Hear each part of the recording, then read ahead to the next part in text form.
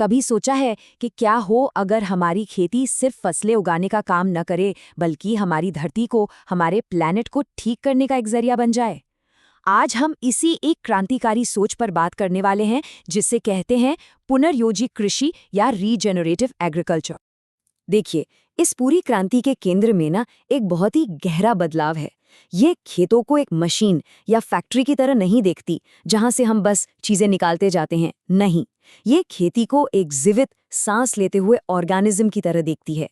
यहाँ पर दो बिल्कुल अलग सोच दिखाई दे रही हैं। एक तरफ है पुराना तरीका, खेत एक फैक्ट्री है जो बस जमीन से संसाधन निकालने पर जोर देता है, और दूसरी तरफ है नया नजरिया, खेत एक जीव है जो एक ऐसा इंटरकनेक्टेड जाल है जो हमें खिलाता भी है और साथ ही साथ धरती को हील भी करता है। तो चलिए थोड़ा और गहराई में उतरते हैं और समझते हैं कि ये नया कृषि दर्शन आखिर है क्या। तो ये सोच सिर्फ कागज पर नहीं है, इसे जमीन पर कैसे उतारा जाता है, इसका जवाब छिपा है मिट्टी के 4 स्तंभों में। असल में ये खेती का वो तरीका है जो बस प्रकृति की नकल करता है। ये हैं वो 4 स्तंभ: फसलों में विविधता लाना, मिट्टी को कभी नंगा न छोड़ना, उसे कम से कम खोदना या जोतना, और पशुओं को खेती का एक जरूरी हिस्सा बनाना। आइए एक एक करके इन्हें समझते हैं। पहला स्तंभ है विविधता।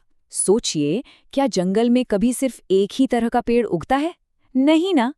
ठीक उसी तरह जब हम खेत में अलग अलग फसलें लगाते हैं तो उनकी जड़ें अलग अलग तरह के एसिड छोड़ती हैं।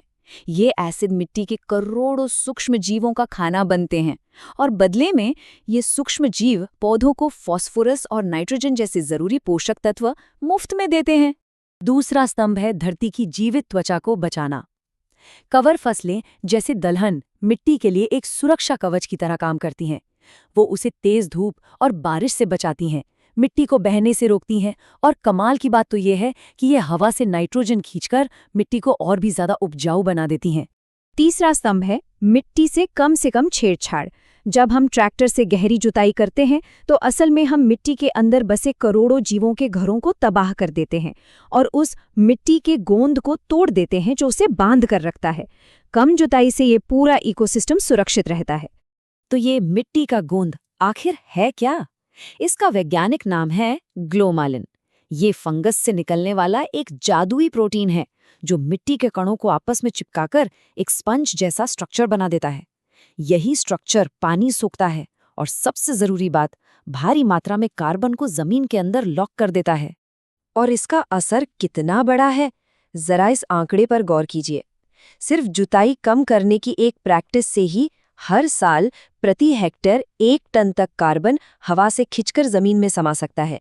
ये क्लाइमेट चेंज से लड़ने का कितना शक्तिशाली तरीका है। और चौथा स्तंभ है जानवरों को खेती में वापस लाना। पशु जो हैं वो पोषक तत्वों के चक्र को चलाने वाले इंजन की तरह हैं। वो घास फूस को पोषक तत्वों से भरपूर गोबर में बदल देते हैं, जो मिट्टी के लिए किसी सोने से कम नहीं है। तो ये सारे हिस्से मिलकर काम कैसे करते हैं? ये सब कुछ पोषक तत्वों के चक्र को पूरा करने के बारे में है, जो एक पुनर्योजी खेत का धड़कता हुआ दिल है। यहाँ कुछ भी बेकार नहीं जाता, हर चीज दोबारा इस्तेमाल होती है। एक उदाहरण लेते हैं। एक अकेली गाय एक दिन में लगभग 25 किलो गोबर देती है। ये कचरा नहीं बल्कि पोषक तत्वों का एक पावर हाउस है। इसे खाद बनाकर मिट्टी को दोबारा जिंदा किया जा सकता है। और इस रिसाइकलिंग का असर सिर्फ खेत तक ही सीमित नहीं है। भारत और बांग्लादेश की स्टडीज बताती हैं कि जिस मिट्टी में खाद डाली जाती है वो 20 से 30% ज्यादा कार्बन सोखती है और सूखे के समय में पानी को ज्यादा देर तक पकड़ कर रखती है।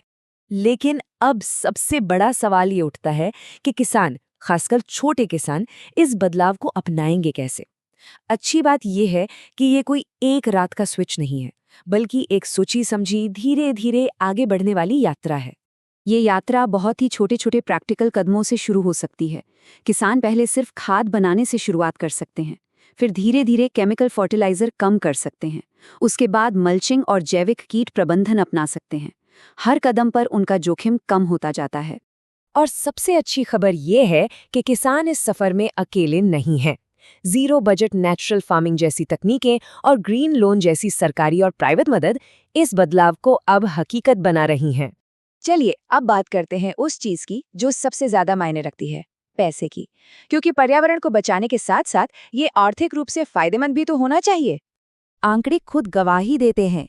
पुनर्योजी खेती में खाद, बीज और कीटनाशकों जैसे बाहरी इनपुट्स पर होने वाला खर्च 70% तक कम हो सकता है। मतलब ये पैसा सीधे सीधे किसान की जेब में बचता है। तो एक तरफ लागत कम होती है और दूसरी तरफ कमाई बढ़ती है। शहरों में आज केमिकल फ्री खाने की मांग इतनी तेजी से बढ़ रही है कि लोग इसके लिए 15 से लेकर 50% तक ज्यादा दाम देने के लिए तैयार हैं। और अब पार्टिसिपेटरी गारंटी सिस्टम और कम्युनिटी सपोर्टेड एग्रीकल्चर जैसे नए नए मॉडल आ रहे हैं जो किसानों को सीधे ग्राहकों से जोड़ते हैं। इससे बिचौलिए हट जाते हैं और ज्यादातर मुनाफा किसानों तक पहुंचता है।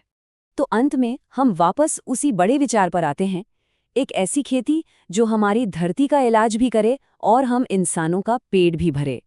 ये सिर्फ खेती बदलने की बात नहीं है, ये हमारी पूरी अर्थव्यवस्था को प्रकृति के साथ फिर से जोड़ने का एक नजरिया है।